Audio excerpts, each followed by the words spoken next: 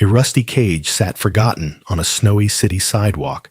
A handwritten sign above it read, "For sale." Inside, a German shepherd mother curled around her two shivering pups, their fur glazed with frost, their eyes too tired to cry. People walked past without looking twice, but one man stopped. A Navy SEAL in a worn uniform, a soldier who'd seen too much loss to ignore another.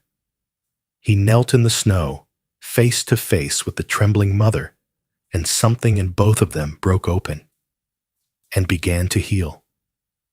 What happened next will melt your heart and remind you that kindness is never for sale. Before we begin, tell me, where are you watching from? Drop your country in the comments below. Winter mornings in New York had a strange kind of beauty, harsh, brittle, and fragile all at once. The snow that had fallen overnight still clung to rooftops and awnings, softening the hard edges of the city. Steam rose from the street vents, curling into the gray air, and the sound of distant traffic echoed like a heartbeat beneath the cold. Fifth Avenue was already alive with motion, the click of heels, the rhythm of hurried boots, the shuffle of a city that had no time to look down. Ethan Walker walked with no particular destination. He moved like a man accustomed to long roads and silence, tall, broad-shouldered, built from years of endurance rather than ease. His dark brown hair was short, touched faintly with gray, and a trimmed beard lined a jaw that looked carved from habit more than vanity. At 38, he still carried the posture of a Navy SEAL, though the uniform he wore, a faded Navy working uniform Type 3 in soft green-gray-brown camouflage, no longer represented command or mission, only memory. His eyes, a storm gray that caught the light of the city and reflected none of it, watched the world with quiet distance. Ethan had been home for 3 months, but the word home had lost its meaning. Every night, he dreamed of sandstorms, broken radios, and the sound of barking that never faded. Every morning, he woke to the hum of refrigerators and traffic instead of rotors and waves. It should have been peace, but peace could feel like another kind of exile. So he walked, through the frost and noise and movement, just to remember that he still could. It was near East 72nd Street that he saw it, a metal cage sitting crookedly beside a lamppost, half buried in snow. At first, he thought it was trash, something left behind by a street vendor or careless mover. But as he drew closer, he saw the sign taped across the top, written in thick black marker, "For sale." He stopped. The cage was small, rusted along the corners, the bars frosted white with ice. Inside was a German shepherd mother, curled tight around two tiny puppies. Her fur, once thick and glossy, was dulled by dirt and weather. She trembled, though her body remained wrapped protectively around her young. The puppies pressed into her chest, their small bodies barely moving except for the faint rise and fall of breath. For a long moment, Ethan simply stared. People passed behind him, boots crunching, phones ringing, voices clipped by the cold. No one slowed. No one looked. The city flowed around the small cage as though it were invisible. A woman in a long red coat muttered, "Poor thing," but didn't stop. Ethan felt a hollow ache in his chest.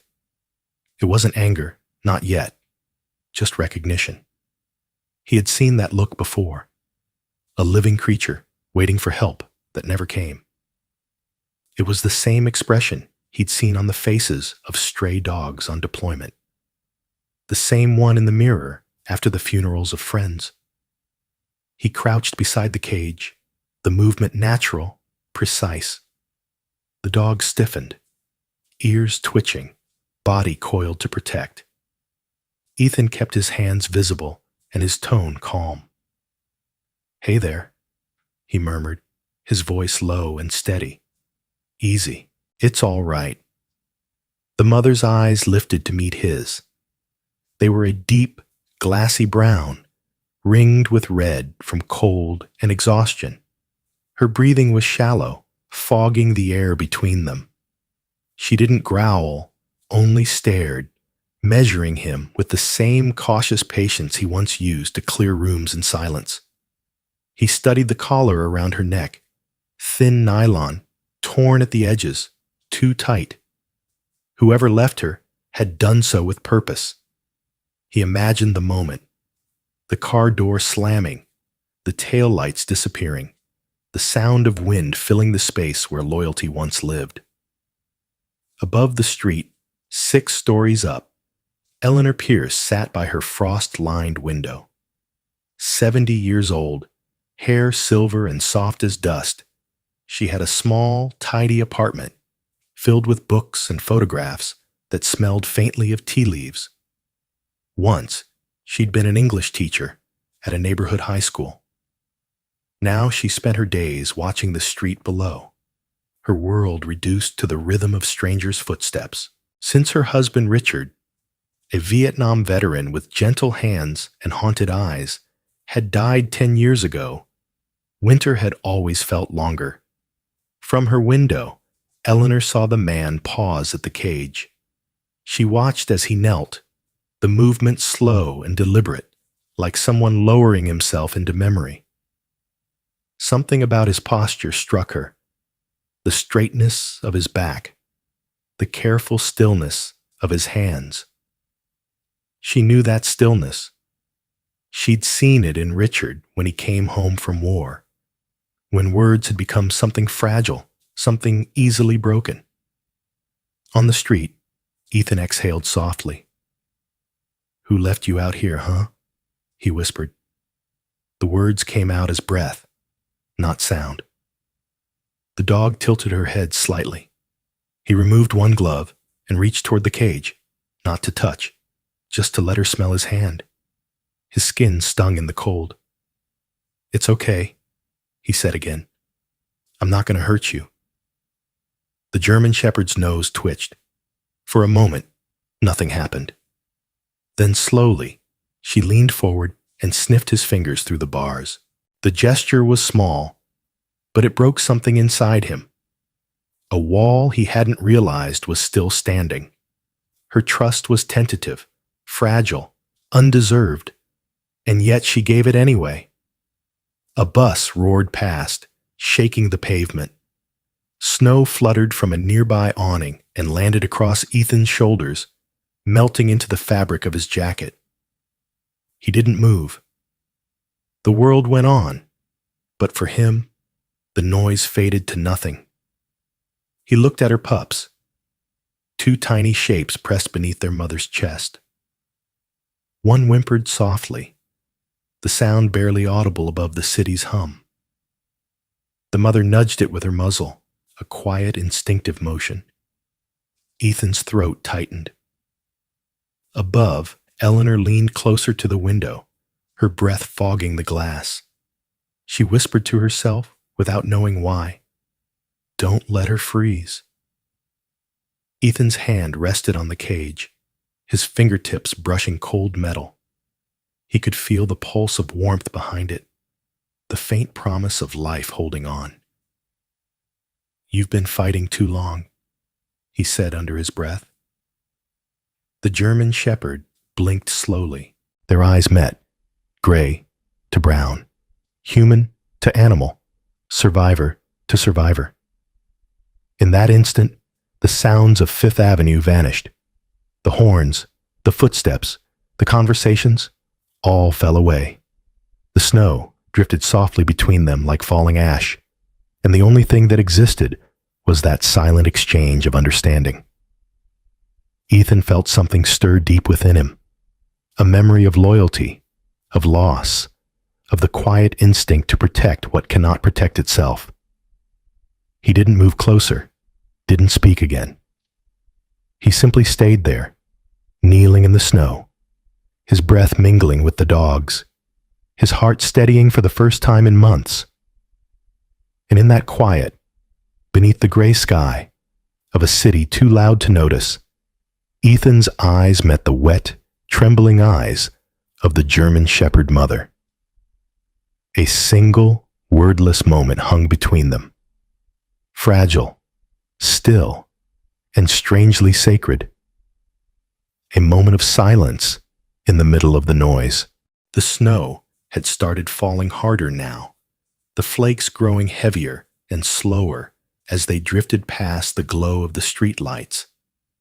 The world looked washed in silver, quiet except for the distant growl of a taxi engine somewhere down Fifth Avenue. Ethan stayed crouched beside the cage, the wind tugging at his jacket. The German Shepherd mother hadn't looked away from him once. Her eyes followed his every breath, and for a moment he forgot that there was anyone else in the city but the two of them and the trembling life she shielded with her body. He straightened and turned, scanning the sidewalk. Just across the street, a man in a thick brown parka was tending to a small cart half buried under a sheet of snow. The faint smell of roasted chestnuts drifted through the air. Ethan walked toward him, his boots crunching softly. The vendor, a man perhaps in his late 50s, short, sturdy, with a broad face reddened by the cold, looked up as Ethan approached. "Hey," Ethan said, nodding toward the cage. "That cage by the tree. Do you know who left it there?" The vendor frowned, his breath clouding the air. "What cage?" he asked, wiping his gloved hands on a towel. Then he followed Ethan's gaze and saw it. "Ah, that thing's been there since morning. Maybe earlier. I figured somebody'd come back for it, but no one did." His voice carried the indifference of a man who'd seen too much of the city to be surprised by its cruelty. "You didn't see anyone with the dogs?" The man shook his head. "No, just people passing by. Most don't even look." He shrugged and turned back to his cart. "Happens all the time. You can't save every stray in New York." Ethan's jaw tightened, but he said nothing. His gloved fingers brushed the snow off the edge of his jacket as he turned back toward the cage. When he reached it again, the snow had nearly covered the sign, "For sale." The edges of the cardboard curled from moisture, the ink bleeding down the sides. He crouched once more, brushing away the snow so the mother dog could see his face. Her body was trembling harder now, her breath quick and shallow. The smallest puppy made a faint sound, barely a whimper, its tiny paw twitching. "Easy," Ethan murmured. "Hang on, girl, I've got you." He hesitated, then reached into his pocket and pulled out his wallet. It was old, scuffed leather, soft at the edges. Inside were a few folded bills and a military ID. He looked down at the money for a long moment, his last cash until his next disability check. A bitter laugh caught in his throat. "Figures," he muttered quietly. He turned toward the vendor again. "Hey," he called over the wind. "I'll give you 2 20s for that cage." The man blinked. "For what?" "For the cage," Ethan said simply, "and everything inside it." The vendor stared at him for a second, then shrugged. "Buddy, it's not mine." "I know," Ethan said, "but take it anyway. I just don't want anyone else touching them." The vendor studied him for a moment, his expression softening. There was something about the man's tone, steady, weary, and absolute, that didn't invite argument. He nodded. "All right, pal, if it makes you feel better." Ethan handed him the money, not waiting for thanks. He turned back to the cage and crouched down again. "You're coming with me," he said softly, almost to himself. Above, Eleanor Pierce watched through her frost-blurred window. She had put down her tea long ago, her hands now pressed against the glass, as if by leaning closer she could somehow step into that scene. The man's posture, the quiet determination in his shoulders. It was too familiar. Her late husband, Richard, used to stand that same way whenever he decided something his heart couldn't let go. He had been a kind man, quiet but strong, who once brought home a limping dog from the Bronx and spent a week sleeping beside it on the kitchen floor until it trusted him.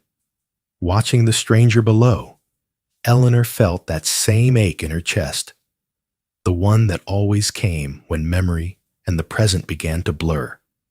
On the street, Ethan gripped the cage handle.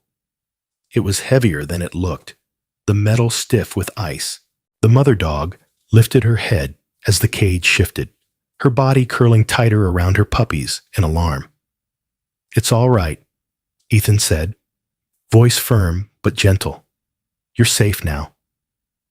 He carried the cage carefully toward the curb, boots sinking into the snow. His truck was parked half a block away, an old blue pickup with salt-streaked doors and a cracked windshield. Every step left deep prints in the snow, filled instantly by the falling flakes. As he walked, a woman stepped out of a nearby cafe holding a steaming cup of coffee. She was in her 30s, tall and neatly dressed, with dark hair tucked under a knit hat. Her name, though Ethan wouldn't learn it until later, was Sarah Ling, the cafe's owner. She had kind eyes, but a guarded expression, the look of someone who had built her life around control after years of chaos. Her father had been a doctor who volunteered in hurricane zones, and she had inherited both his compassion and his stubbornness. She froze for a moment when she saw the man carrying the cage. "Oh my God," she said, stepping closer. "Are those puppies? In this weather?" Ethan nodded.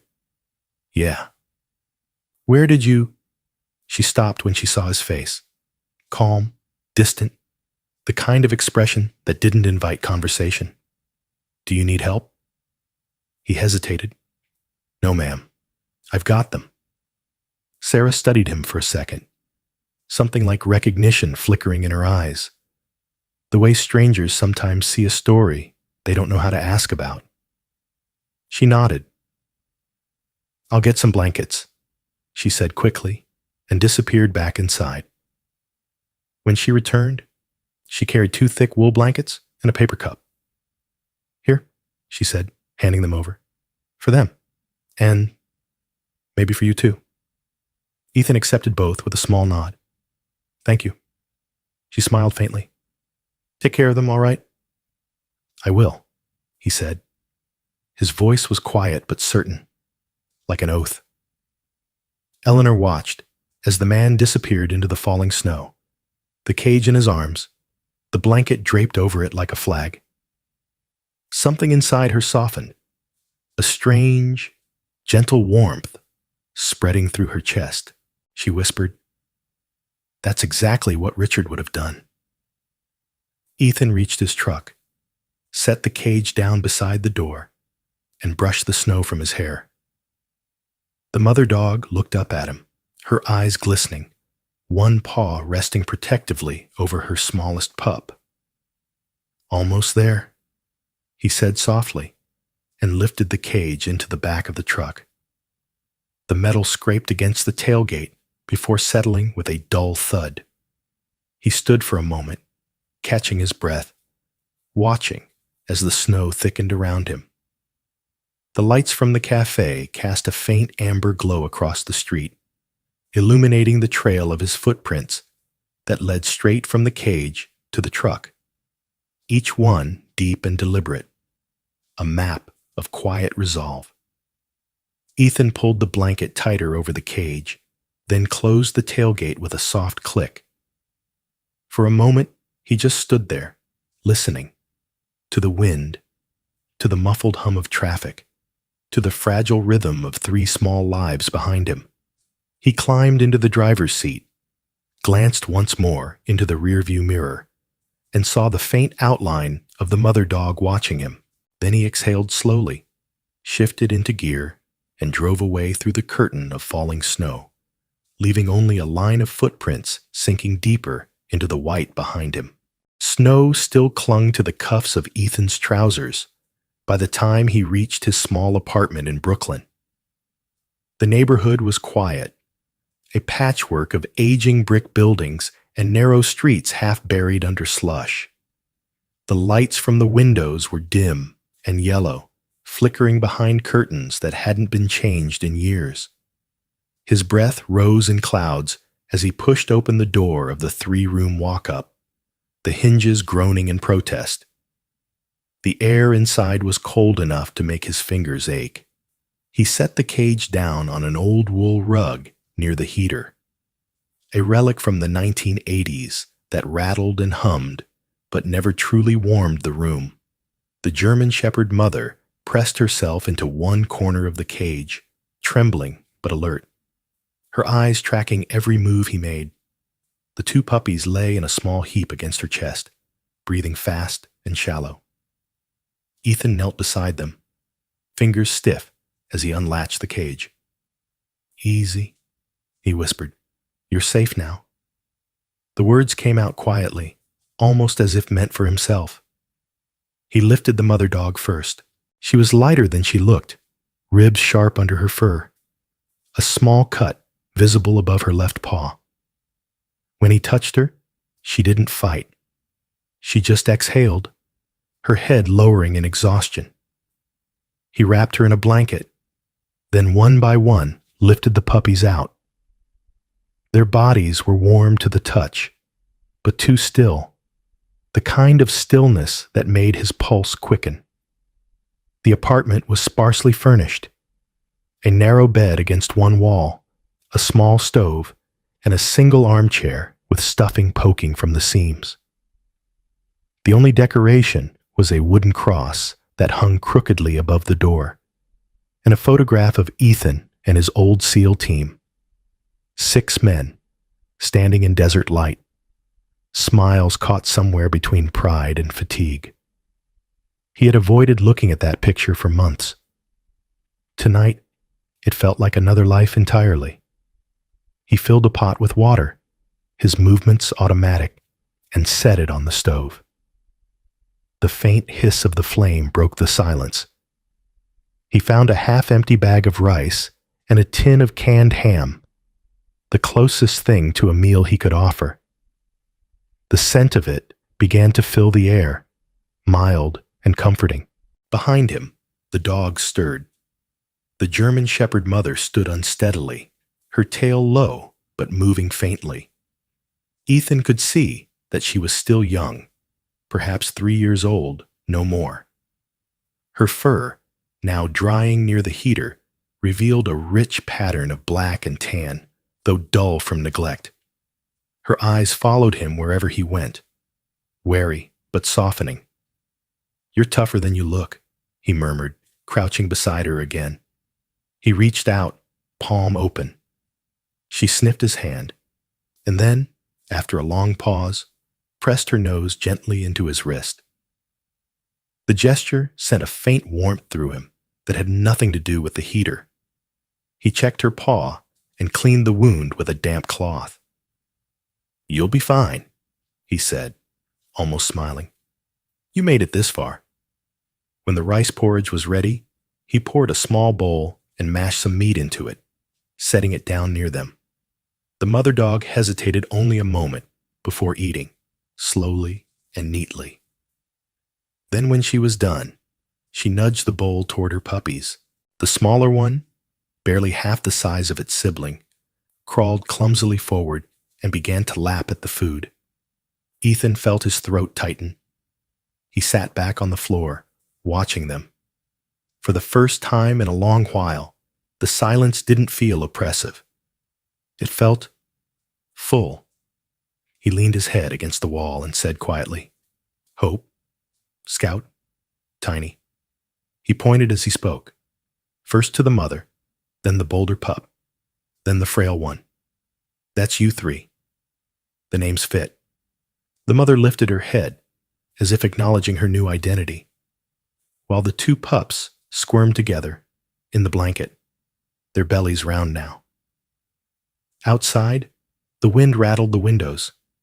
Snow tapped softly against the glass. Ethan stirred the pot again, more out of habit than hunger. He wasn't used to company.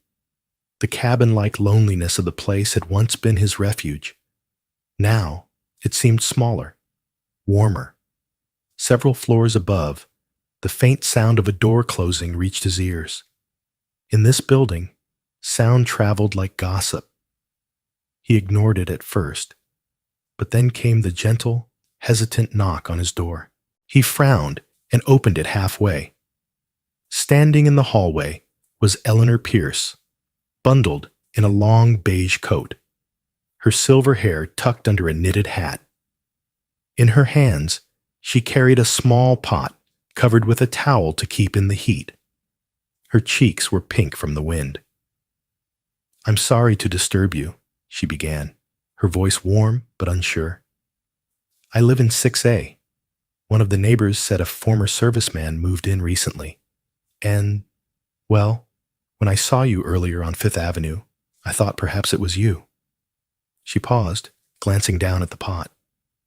"I made chicken soup. You look like someone who could use a bit of warmth."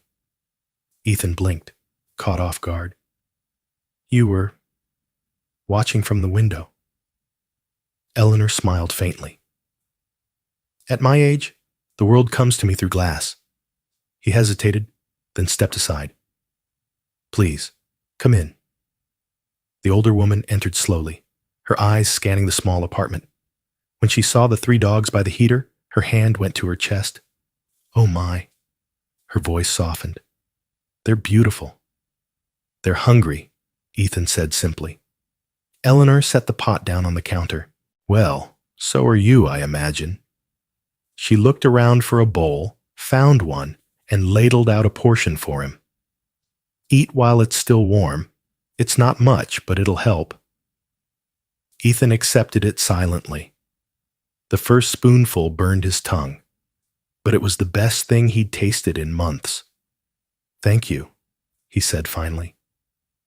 Eleanor crouched near the puppies, her knees creaking.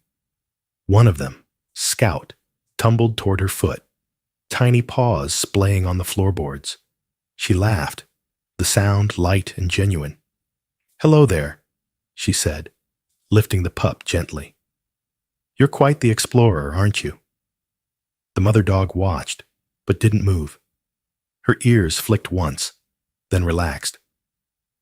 Eleanor's laughter faded into a smile.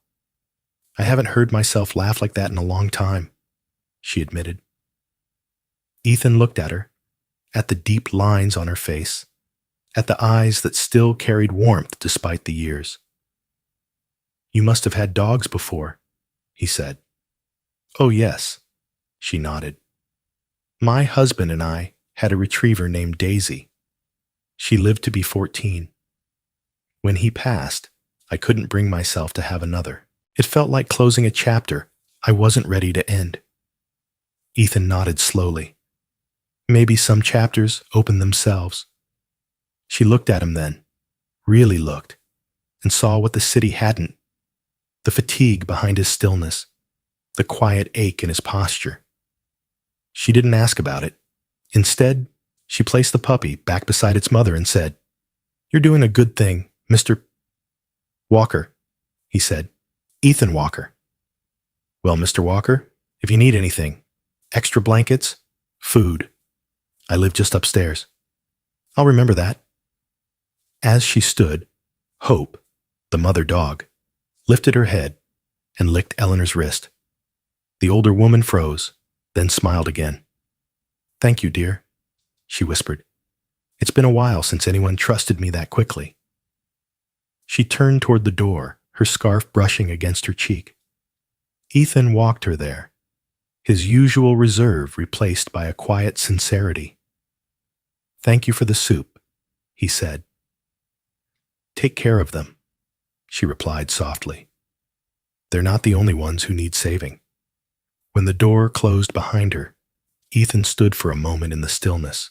The firelight from the stove flickered across the room, casting a soft glow on the dogs huddled together and on the bowl of half-eaten soup on the counter. He turned back toward the heater. Eleanor's laughter still lingered faintly in his ears, mixing with the soft crackle of warmth. He knelt by the dogs, adjusting the blanket around them, and for the first time since returning from the war, he realized something unfamiliar had settled into the room. It was peace, fragile, quiet, but real.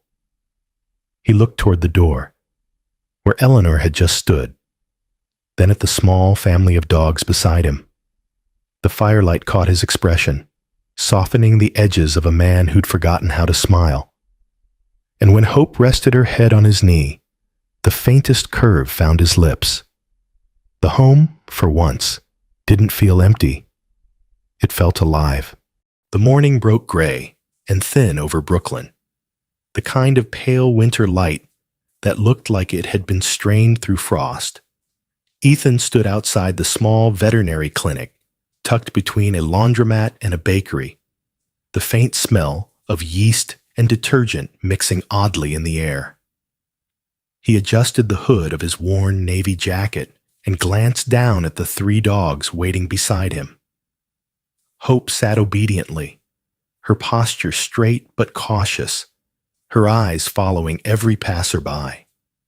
Scout sniffed the snow-covered sidewalk with curiosity, his small tail wagging with bursts of bravery, while Tiny shivered beneath the wool blanket wrapped around him, his small body pressing against his mother's leg. The sign above the door read Maple Grove Veterinary Care, its paint cracked by years of weather. A bell chimed when Ethan pushed the door open. The warmth inside hit him like a wave, clean, bright, and faintly smelling of antiseptic. A woman behind the counter looked up with a welcoming smile. She appeared to be in her late 20s, with chestnut brown hair tied into a messy ponytail, freckles across a fair complexion, and a pair of clear, intelligent green eyes. Her name tag read Dr. Marissa Lane. "Good morning," she said, setting aside a clipboard. "How can we help you today?" Ethan nodded slightly. "I found them 2 nights ago, the mother and her pups. They were left in a cage on 5th Avenue. The warmth in Marissa's smile faltered, replaced by a shadow of concern. "Left in a cage? In this weather?" She came around the counter, her movements quick and purposeful.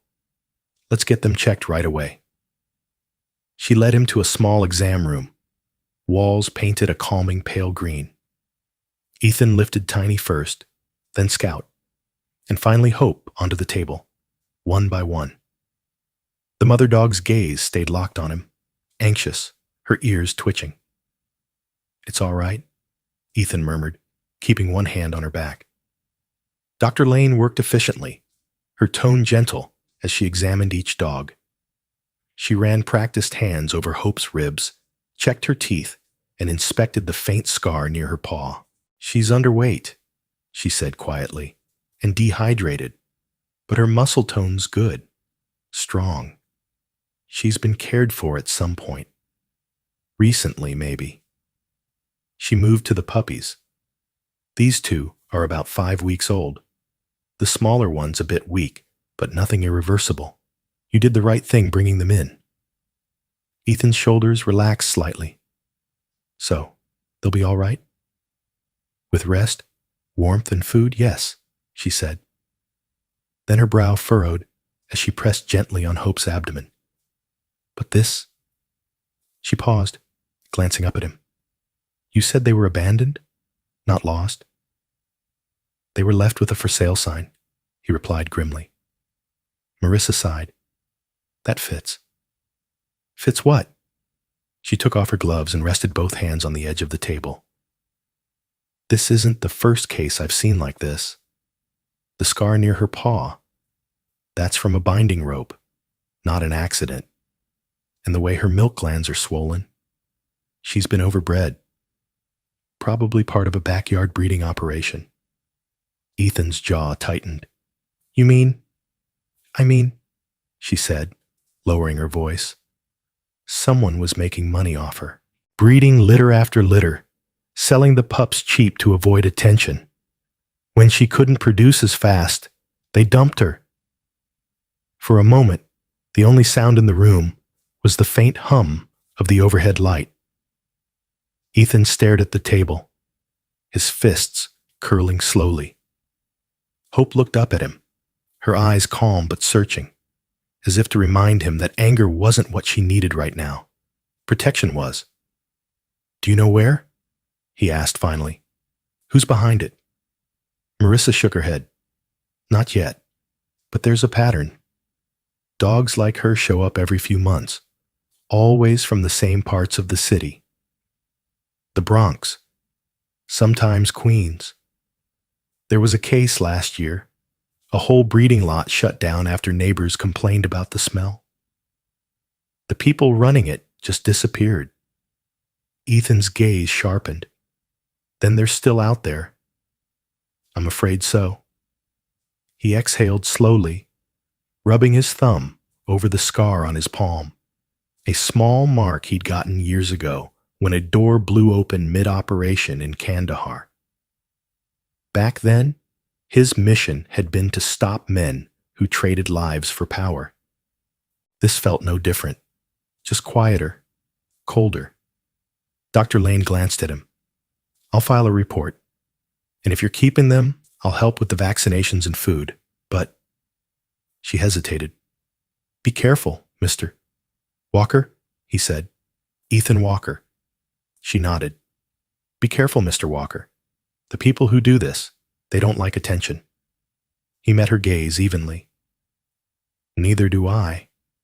A faint smile touched her lips, half admiration, half worry. "Still, promise me you won't go looking for them alone." "I'll think about it," he said, which wasn't a promise at all. He gathered the dogs gently into the blanket again. Before he left, Marissa crouched to meet Hope's eyes. "You're safe now, sweetheart," she said softly, stroking her muzzle. "You did good." Hope's ears flicked forward, and for the first time since that night on Fifth Avenue, she wagged her tail. Outside, the snow had begun again. Thin, silent flakes falling against the city's hum. Ethan walked slowly back to his truck, the air cold against his face. He wasn't used to this kind of anger anymore. The kind that burned quietly instead of exploding. He'd seen enough of human cruelty to know what it looked like, but seeing it turn toward something innocent reignited a fire he thought he'd buried with his uniform. Later that evening, in the apartment building across the street, Eleanor Pierce sat with her radio playing softly beside her. The evening news mentioned an uptick in illegal animal trade near the Bronx. She frowned and turned up the volume, listening. The report mentioned the same name she'd heard from her late husband's friend years ago.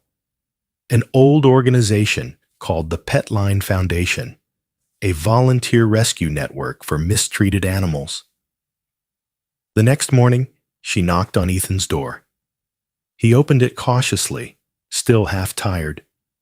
She stood there in her wool coat, holding a stack of papers. "I heard about your visit to the vet," she said. "One of the neighbors mentioned it. I think I can help." He raised an eyebrow. "Help?" Eleanor handed him one of the papers.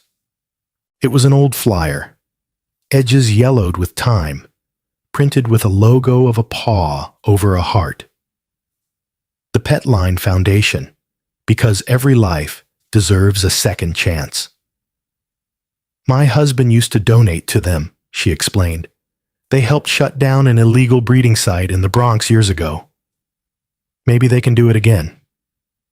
Ethan studied the paper for a long moment. His fingers brushed the worn surface. "Thank you." he said quietly. She smiled. I know that look, Mr. Walker. My husband had it too. The one that says you're about to go do something dangerous for the right reasons. Ethan didn't deny it. He just folded the flyer and slipped it into his pocket. As Eleanor turned to leave, Hope padded up behind him, tail swaying gently. The older woman reached down to stroke her fur. Take care of her, she said softly. And yourself. He nodded. I intend to. When she was gone, Ethan stepped outside. The city looked softer in the snowfall. Quieter. But beneath the stillness, he could feel the wrongness of what he'd learned settling deep into him. He looked down at Hope and murmured, No one deserves to be caged just for existing. And for the first time, the promise didn't feel like a thought. It felt like a mission. By late afternoon, the sky above Brooklyn had turned to iron. Clouds hung low and heavy, sagging with the promise of a storm that the radio had been warning about all morning.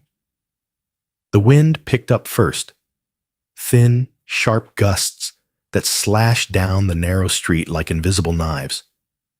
Then came the snow, thick and relentless, erasing color, sound, and distance.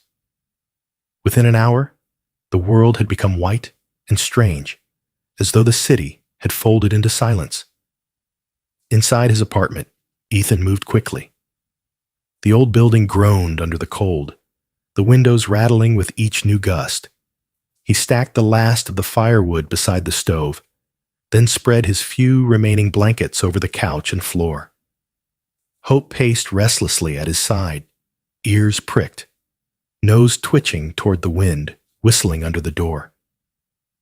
Scout and Tiny followed her closely, the bigger pup, clumsy but fearless, the smaller one trembling at every sound. When the lights flickered once and then went out, the room fell into darkness. For a heartbeat, there was only the low whine of the wind outside and the faint scratch of branches against the window. Ethan didn't swear, didn't sigh, just moved to light the small kerosene lamp on the table. The yellow glow filled the room with a fragile warmth, casting long, soft shadows against the walls. All right, he said quietly, half to himself, half to them. Looks like we're on our own tonight. He knelt by the heater and fed kindling into it until the flame caught. Soon, the faint crackle of fire replaced the hum of electricity, and a thin ribbon of smoke curled up through the vent. The smell of burning wood mixed with the faint scent of damp fur. He spread an old army blanket across the floor, then gestured to Hope. Come on, girl, over here. She obeyed, moving with that wary grace that seemed bred into her bones. Her ribs still showed faintly through her fur, but she held herself with quiet dignity. When Scout and Tiny settled against her belly, she lowered her head over them like a shield. Ethan sat beside them, his back against the wall, the warmth of the fire brushing his legs. For a while, no one moved. Outside, the storm grew louder, a steady roar that swallowed every other sound. Snow piled against the window in uneven ridges, muffling the city's heartbeat. Ethan listened to the rhythm of breathing beside him, the slow, steady pulse of life. Hope's breath was deeper now, calmer, while the pup's tiny chests rose and fell in sync. He closed his eyes. It was a sound he hadn't realized he'd missed, the simple certainty of something alive and safe. Hours passed. The clock on the wall had stopped ticking. The temperature dropped again, and Ethan could see his breath in thin wisps of white. He reached for another blanket, pulled it around his shoulders, and lay down beside the dogs. Hope shifted closer, her warmth pressing against his arm. He remembered the desert again, the endless nights when cold settled into his bones, when the only comfort was the weight of his rifle beside him and the sound of someone breathing in the next cot. But this was different. There was no mission, no enemy, no noise of distant mortar fire, just stillness, just warmth. He was drifting towards sleep when a soft knock sounded on the door. 3 gentle taps, then silence. He frowned, sat up, and crossed the room. When he opened the door, a rush of snow blew in, followed by a faint yellow glow. Standing there in the hall was Eleanor Pierce, wrapped in a thick wool coat and holding an old oil lantern. Her hair was tucked beneath a knitted cap, snowflakes clinging to the strands that had escaped. In her other hand, she carried a small basket. "I saw your lights go out," she said, her voice trembling slightly from the cold. "The whole block's out. I thought I'd check in on you." Ethan blinked. "You walked over here? In this?" "I've seen worse," she said, with a faint smile. "Besides, I didn't come empty-handed." She lifted the basket. Soup and bread, still warm. He stepped aside immediately. "Come in before you freeze." She entered carefully, setting the lantern on the table. Its light mingled with the glow of his own lamp, turning the room gold. She looked around and smiled softly when she saw the dogs huddled by the fire. My goodness, they look like they've found paradise. "Better than a cage," Ethan said. Eleanor removed her gloves and rubbed her hands together. "So this is what your generation calls roughing it." Her tone was teasing, but kind. Ethan smirked faintly. "We've had worse setups in the field." "I imagine," she said, "but at least now you've got better company."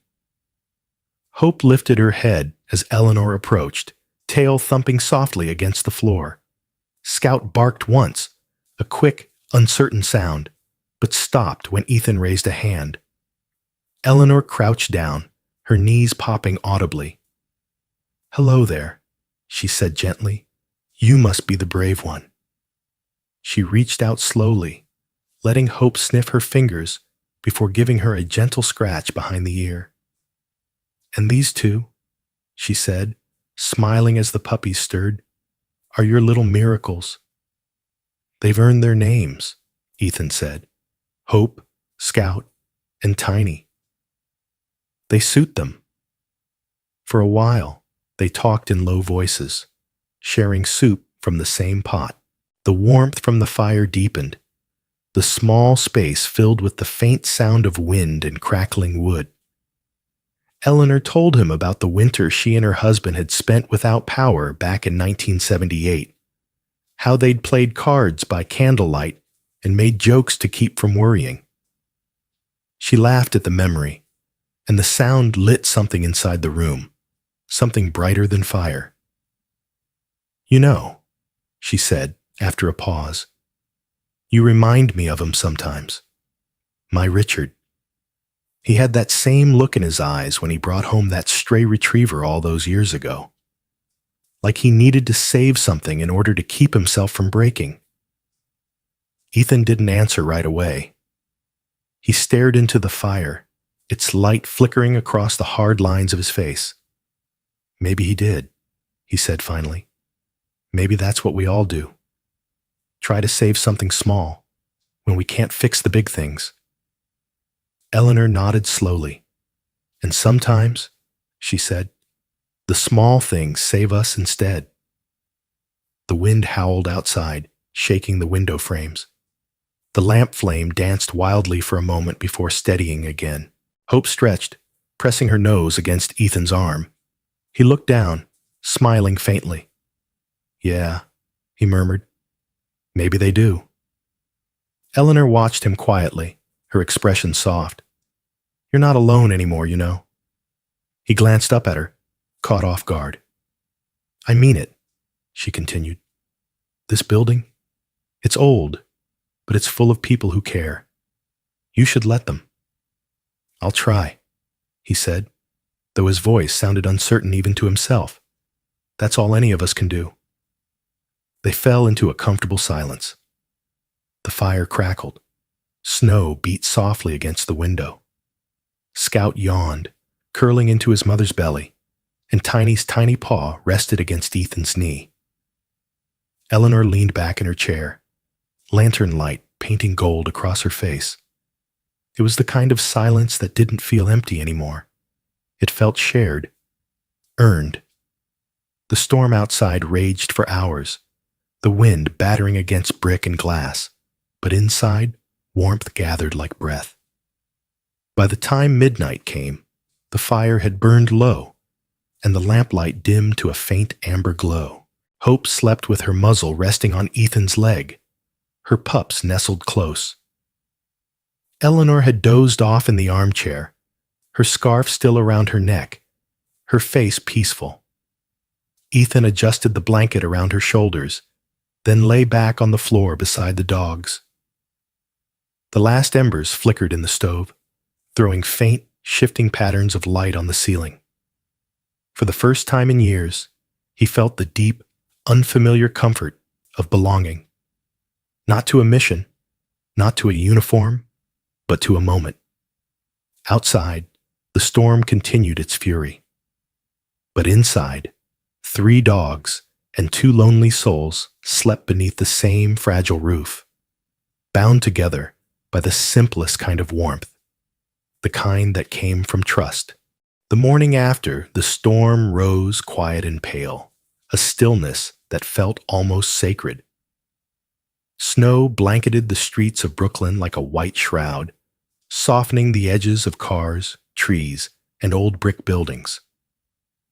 The storm had passed, but the air still held its bite, cold enough to sting the lungs.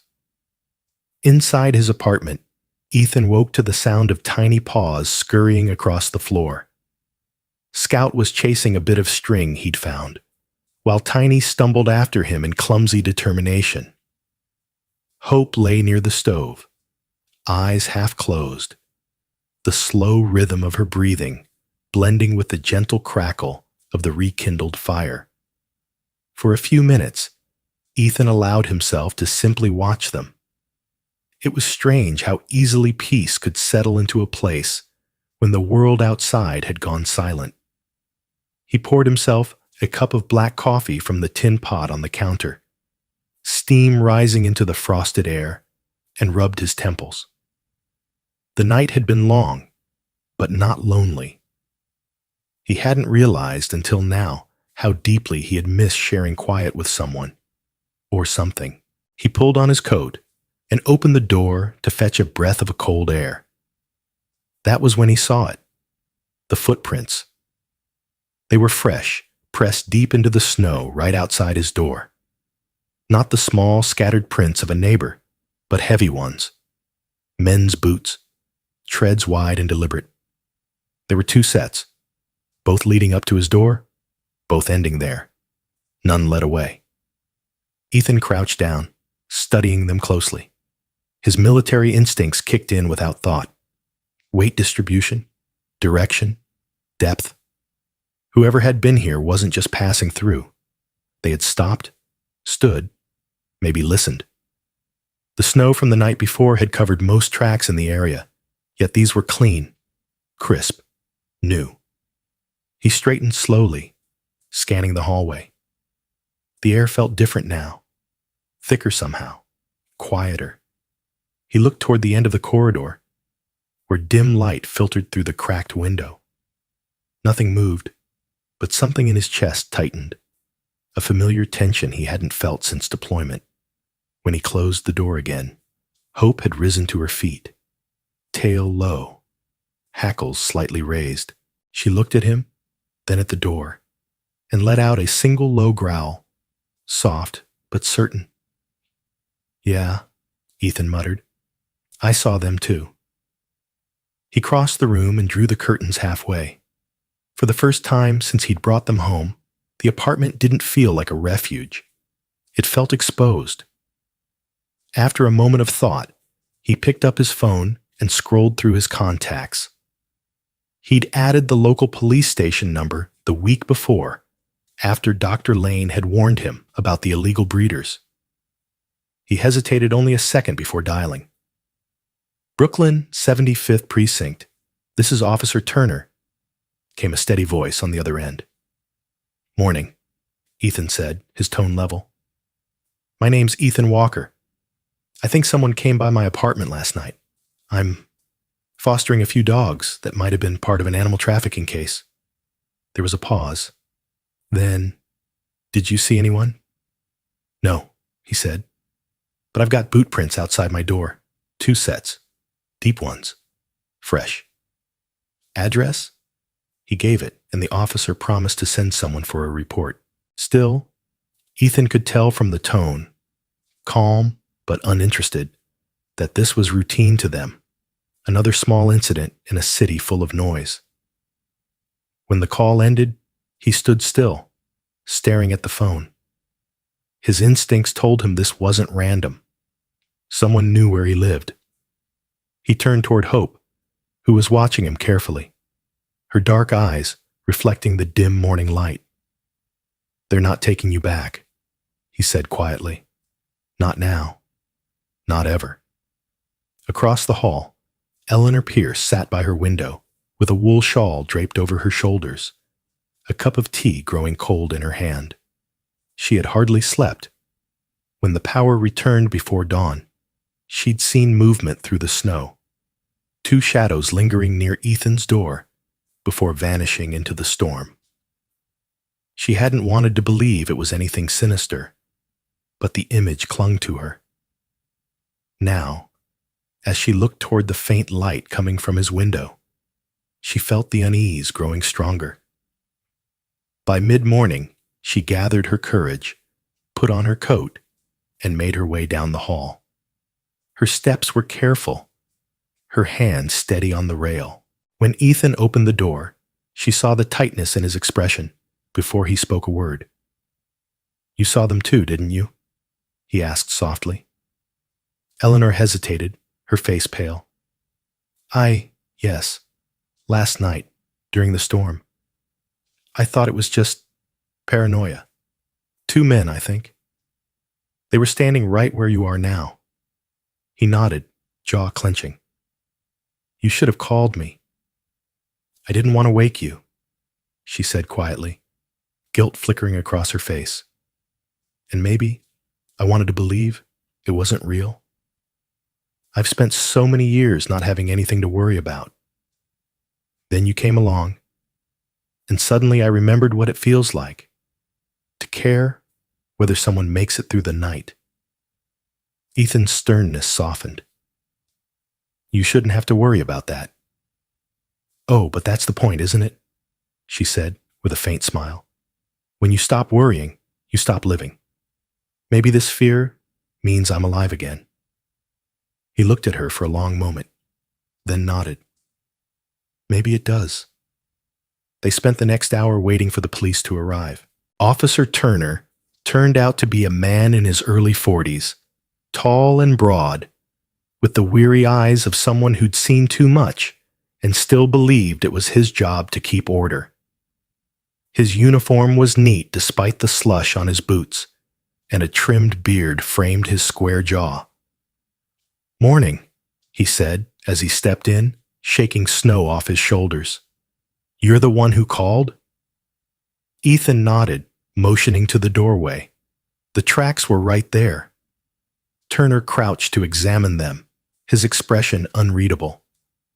"Looks like you're right. 2 men. Probably boots, with thick tread. Military or work style. Could have been maintenance crew, though." Ethan folded his arms. Maintenance crew doesn't stand outside someone's door at midnight. Turner gave a small nod. "Fair point." He took a few photos with his phone, then turned back to Ethan. "You said you're fostering dogs that might be tied to a case?" "Yeah. The vet confirmed the mother's been overbred. Could be from one of those Bronx operations." The officer's expression changed slightly, interest mixed with concern. "I'll make a note of it. You did the right thing calling this in." He closed his notebook and glanced around the small apartment, eyes settling briefly on the 3 dogs by the fire. "Cute bunch," he said softly. "You've got a good heart, Mr. Walker. Just be careful who finds out about it." When he left, Eleanor lingered near the door, her lantern still burning softly. "Do you think they'll come back?" she asked. Ethan looked toward the window, snow swirling outside like dust in a forgotten dream. "If they do, they'll regret it." She smiled faintly, though worry shadowed her eyes. "I believe that." That evening, as the light faded and the wind began to whisper again, Ethan sat by the window. The city glowed faintly beneath a sheet of snow, streetlights hazy in the drifting white. Hope lay beside him, her head resting on his knee, her breath slow and steady. He reached down, fingers brushing through her fur, and spoke so quietly the words almost disappeared into the storm. "I'll protect you, all of you. No one's taking you away again." Outside, the snow began to fall heavier, erasing the footprints that had frightened them that morning. The world turned silent once more, but inside, beneath the dim lamp, there was something unspoken yet sure. A promise made and meant.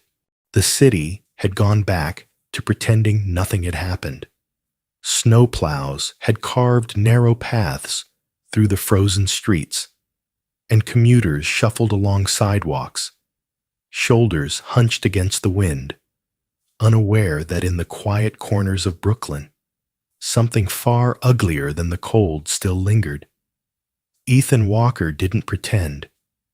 He'd learned long ago that evil didn't disappear when ignored. It just waited for nightfall. He stood by the window of his apartment. The lights dimmed. The room bathed in the soft glow of the heater.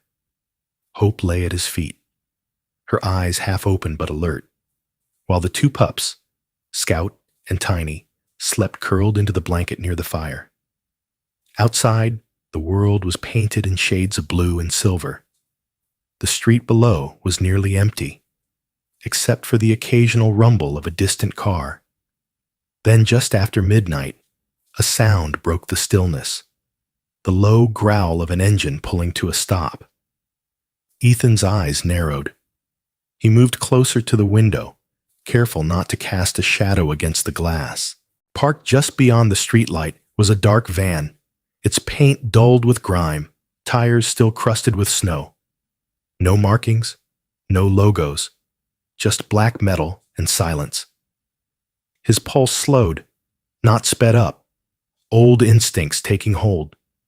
He watched as 2 men climbed out, both wearing thick coats and gloves. The taller one kept glancing up at the building. The other opened the van's rear doors. Inside, even in the dim light, Ethan could see the metal cages stacked along the walls. He pulled his phone from his pocket and took several pictures, zooming in on the license plate. His jaw tightened as he noted the details. Then he slipped on his coat and boots. "Stay," he told Hope quietly. She whined but obeyed, pressing closer to the pups. Down the stairwell, Ethan moved like a shadow. Each step was deliberate, silent. His time as a SEAL hadn't left him. It had simply gone quiet, waiting for a moment like this. Outside, the air hit his face like ice, but he barely felt it. He ducked behind a parked car and observed. The taller man, blonde hair under a beanie, beard rough and uneven, was arguing with someone on a phone. His voice was low but agitated.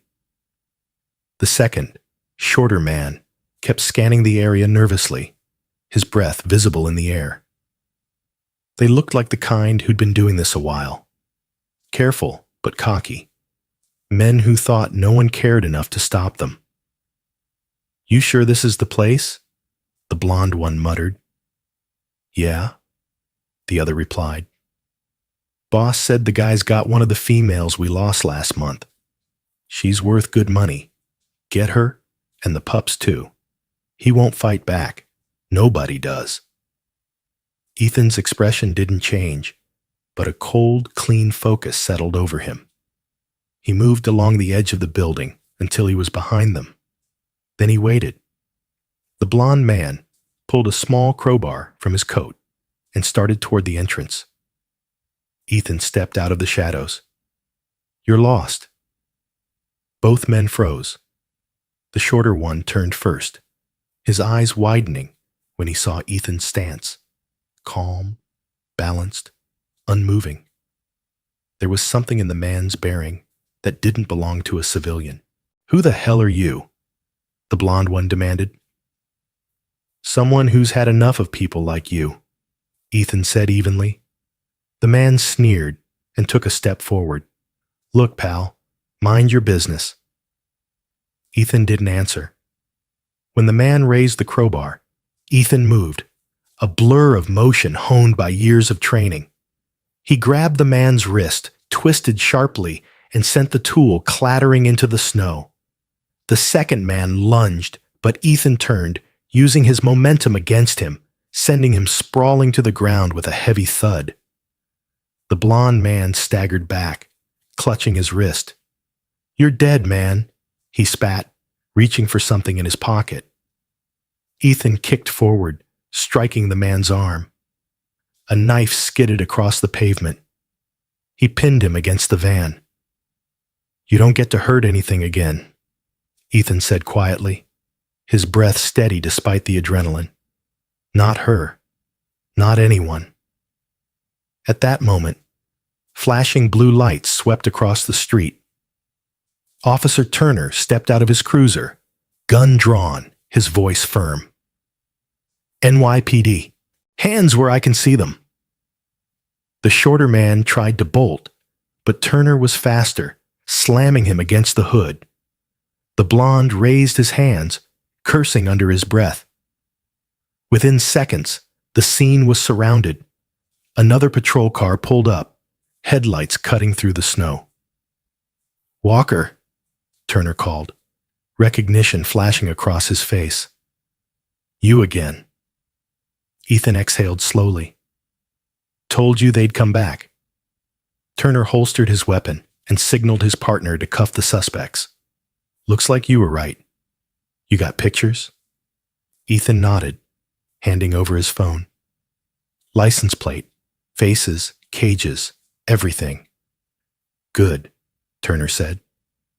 "We'll tie this to the Bronx case. You might have just given us enough to shut down the whole ring." Ethan stepped back, watching as the men were loaded into the cruiser, their curses muffled by the wind. When Turner approached again, his expression softened. "You know," he said, "most people would have stayed upstairs and called it in." "Most people don't owe the world this much," Ethan replied. Turner nodded once. "You did good tonight." Then, glancing toward the van, he added, "We'll get the rest of the dogs out. Some of them look bad, but they'll make it. People like you. Make sure they do." When the sirens faded into the distance, silence returned. Thicker now, but peaceful. Snow began to fall again, thin flakes drifting down like ash. Ethan stood for a long moment, the adrenaline fading, replaced by a quiet ache in his chest. Across the street, a curtain fluttered. In the soft light of her apartment, Eleanor Pierce stood by her window, one hand over her mouth. She'd seen it all. The fight, the arrests, the flashing lights cutting through the night. Her eyes shone with tears she didn't bother to hide. For years, she had watched the world grow colder, crueler. But tonight, as the last patrol car disappeared down the street, she felt something she hadn't felt since her husband's days in uniform. Faith. Faith that decency hadn't vanished. That courage still existed. She whispered, "He did it." And the words felt like a prayer. Later, Ethan climbed the stairs back to his apartment. His hands were red from the cold. his muscles heavy but calm. When he opened the door, Hope was waiting by the fire, her head lifting the instant he entered. The pup stirred and yawned. He knelt beside them, letting Hope press her muzzle against his hand. Her fur was warm beneath his palm, her eyes soft and knowing. "It's over," he murmured. "You're safe now." Scout barked once, a sharp, joyful sound, while Tiny tried to climb onto Ethan's leg, his small paws slipping on the floor. Ethan laughed softly for the first time in months, scooping the puppy up. Behind him, the city stretched quiet and endless, the night air still cold. But inside, something had shifted. The darkness that had followed him home from war finally felt a little lighter. He sat by the fire, both pups cradled in his arms, Hope leaning against his knee. The snow outside fell thicker, blanketing the city once more. But for Ethan Walker, warmth had finally found its way back. Winter began to loosen its grip on the city. The snowbanks shrank into slush along the curbs. The sound of dripping water replaced the crunch of ice, and for the first time in months, sunlight poured through the gray. Yet for Ethan Walker, the season's true thaw had already come and gone. The night the black van was taken away, and with it, the shadow that had been following him since the day he brought Hope home. A week after the arrests, Ethan's name appeared in the Brooklyn Gazette. The article was small, tucked between pieces about local politics and a story about a lost cat found after 12 days.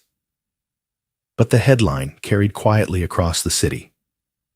Former Navy SEAL rescues abandoned dogs, helps expose animal trafficking ring. They had used a photograph the police had taken after the incident. Ethan standing beside Officer Turner near the van, snow falling around them, Hope peeking from behind his leg.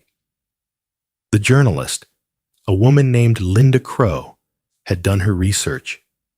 She'd even called to ask if he wanted to share a statement.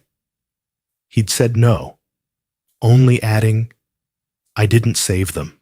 They saved me." Still, people began leaving small tokens at his building entrance. Dog blankets, notes that read, "Thank you for caring," even a box of biscuits wrapped in red ribbon. Ethan didn't seek attention, but the kindness warmed something quiet in him. The world, he realized, still noticed when someone did good. It just needed reminding. He spent most of his days at home now, working on repairs around the building for the landlord, who refused to take rent for the month as thanks for what Ethan had done. Hope's paw had healed nicely, her fur regaining its sheen under proper food and rest. Scout had grown mischievous, always finding new things to chew. Shoelaces, wooden chair legs, even Eleanor's scarf one morning. Tiny, still smaller than his brother, had become the gentle one, content to curl in Ethan's lap for hours while he read by the window. It wasn't long before he made the decision official. He signed the adoption papers at Maple Grove Veterinary Clinic, where Dr. Marissa Lane beamed with pride as she handed him the forms. They couldn't have found a better home, she told him. Her eyes lingered on Hope and the pups before meeting his again. "You know, Mr. Walker, animals always find the people who need them most." He smiled faintly. Then they did their job. That evening, he stopped by Eleanor Pierce's apartment with the news. She was sitting in her armchair, wrapped in a maroon shawl, reading an old copy of Little Women. When he told her he had adopted all 3 dogs, her face lit up like a lantern. "I knew you would," she said. "Men like you can't just save something and walk away. You need to see it live." Ethan chuckled softly. "You sound like my commanding officer." She grinned. Then he must have been a wise man. A few weeks later, When spring's first sunlight reached the frozen trees, Eleanor surprised him again. She had sold her larger apartment across town and moved into a smaller one just 2 floors below his. "It's silly for an old woman to live alone when there's a kettle waiting upstairs," she said simply when he asked why. From that day, the evenings followed a gentle rhythm. Around 4 o'clock, Ethan would leash the dogs, Hope walking steady beside him, Scout tugging with youthful energy, Tiny trotting close to his boots. And together, they would stroll through Prospect Park, the same park where the story had begun. The air there still carried the faint hum of winter, the grass damp beneath patches of snow. But life had returned. Families played, children laughed, and sometimes strangers stopped to pet the dogs and say, "You're the man from the paper, aren't you?" Ethan would only smile and nod. At home, Eleanor would join him for tea around dusk. She'd bring fresh scones from the bakery downstairs, while he brewed the strong black tea she claimed reminded her of her husband. Their conversations drifted from the past to the present, stories of her teaching years and his deployments, tales that began in deserts and ended in quiet corners of Brooklyn. Hope would rest near the window, keeping watch over the city like a sentry who finally knew she was safe.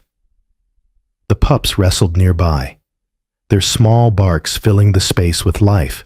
More than once, Eleanor found herself laughing so hard she had to wipe her eyes. "I never thought I'd hear laughter echo in these halls again," she said one evening. "That's what happens when you share your home," Ethan replied. "It gives the walls a heartbeat." She looked at him thoughtfully. "You sound like a man who's found his peace." He paused, glancing at the dogs. "Maybe I just stopped running from it." Outside, spring snow began to fall again, thin and fleeting, melting as it touched the ground. The city glowed under the street lamps, soft and alive. Ethan stood by the window, hands resting on the frame, his reflection faint in the glass. The man who stared back no longer looked haunted. The lines on his face were still there, but they carried something new: acceptance. On the wall behind him hung a small wooden frame. Inside it, pressed under glass, was the faded for sale sign he had taken from the cage months ago. The ink had blurred from moisture, the cardboard rough and torn at the edges, yet it stood there now, between photos of Hope and her puppies, a quiet reminder of everything he'd fought for. One evening, Eleanor came up with her camera, a small vintage Polaroid that had belonged to her husband. "We should take a picture," she said, "something to prove that happy endings aren't just for books." He laughed, agreeing reluctantly. She positioned him by the window, the fading light framing his shoulders. Ethan wore his old navy jacket, the fabric faded but neat.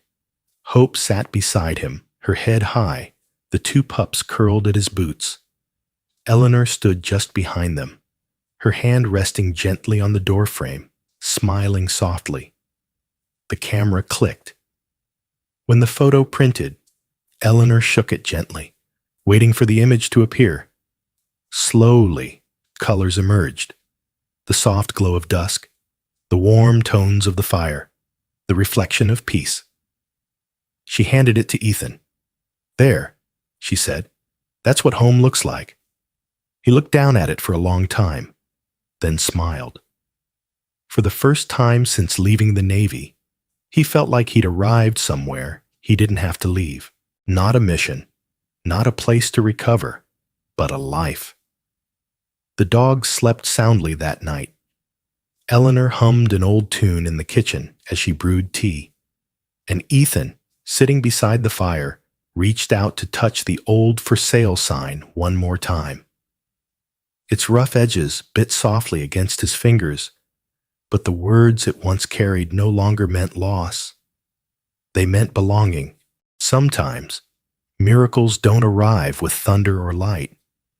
They come quietly, in the shape of a wounded dog, a stranger's kindness, or a moment when the heart remembers how to care again.